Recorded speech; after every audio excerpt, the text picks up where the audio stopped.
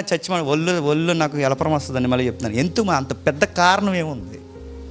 Kidney తీసేస్తున్నారు ఇవాళ నీకు, లేదా విమానం పడిపోయిందని ఏమైనా ఫోన్ వచ్చిందా నీకు?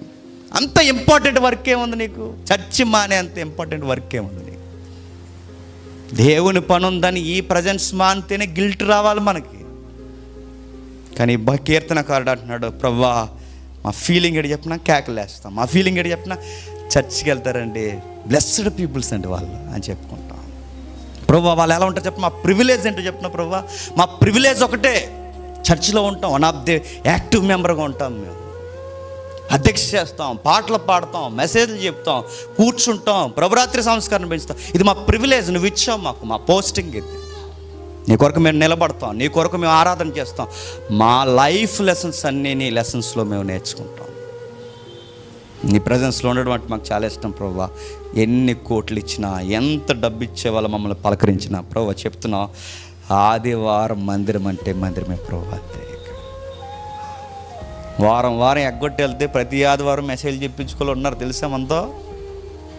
ప్రతి ఆదివారం మెసేజ్ చెప్పించుకోవాలి. మేలు చర్చిల్లో మానకుండా చెప్పించారు. హుబ్లీలో 40,000 శాలరీ ఇచ్చి, ఆన్లైన్ వాళ్ళు చూస్తారు, 40,000 శాలరీ ఇచ్చి, రూమ్ ఇచ్చి, ఫ్యామిలీకి అన్నీ ఇచ్చి, అన్నీ చూస్తాం, దగ్గరుండి చూస్తాం, మీ పిల్లల ఫీజులు కూడా మేము కడతాం, వచ్చేయండి మా చర్చిలో నడిపించండి ఆఫర్లు వస్తాయి తెలుసా. లేదండి మేము ఆ రేకుల సీట్ కింద ఉంటాం. మనం ఎందుకు చెప్పినా ప్రజెన్స్ ఆఫ్ గాడ్ అంతే.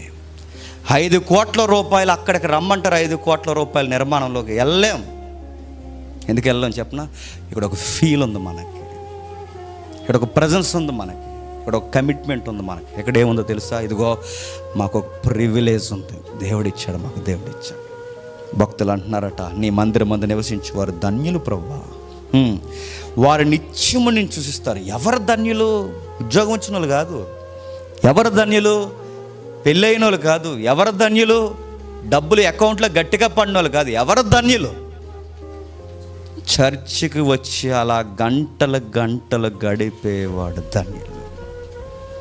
బయట మాట్లాడుకుంటారు ధన్యతల కొరకు, ఇల్లు ఇచ్చాడు మేము ధన్యులు అని, ఉద్యోగం ఇచ్చాడు మేము ధన్యులం అని. బయట మాట్లాడుకుంటారు గర్భఫలాలు ఇచ్చారు మేము ధన్యులం అని. వాళ్ళు అక్కడి వరకు ఉంది వాళ్ళ భక్తి, వాళ్ళ మైండ్ అంతే వెలిగింది వాళ్ళకి. కానీ అంతకు మించి నీకు వెలగాలి, మేము చర్చికి వస్తున్నాం, ఇంతకు మించిన ధన్యత మాకు లేదు. చాలామంది చర్చికి రావాలనుకుంటారు, రాలేరు, ఎందుకంటే వాళ్ళ కాళ్ళు బాగోవు. చాలామంది చర్చికి రావాలనుకుంటారు, వాళ్ళ ఒంట్లో బాగోదు.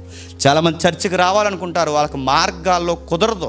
చాలామంది చర్చికి రావాలనుకుంటారు, ఎందుకంటే వాళ్ళ ఆరోగ్యం సహకరించదు. కానీ నువ్వు చర్చికి వస్తున్నావు, ఎంతకన్నా బ్లెస్సింగ్ నీకేం కావాలి? Blessed peoples. దేవుడు మనల్ని దీవించాడు. చర్చికి రావడం అనేది నేను మళ్ళీ చెప్తున్నాను, గొప్ప దీవెన, గొప్ప ధన్యత. చర్చిలో అలా కూర్చొని బైబిల్ అలా చదివి ఇక్కడ అన్నయ్యలు నిలబడి మాట్లాడుతుంటే 1 by 1 వచ్చిన వెనకాల వచ్చిన నేర్చుకుంటుంటే ఎంతకన్నా ప్రివిలేజ్ ఏమని చెప్పండి, ఎంతకన్నా ధన్యత ఏమని చెప్పండి, ఎంతకన్నా బ్లెస్సింగ్ ఏమని చెప్పండి, ఎంతకన్నా నేను అడుగుతున్నాను, కోట్ల రూపాయల ఆస్తుల కన్నా ఎంతకన్నా గొప్పది ఇంకేముంది? కోట్ల రూపాయల ఆస్తి కన్నా గొప్పది. ఎందుకంటే నా గ్రంథాన్ని నేను ధ్యానిస్తున్న గొప్పది ఇది.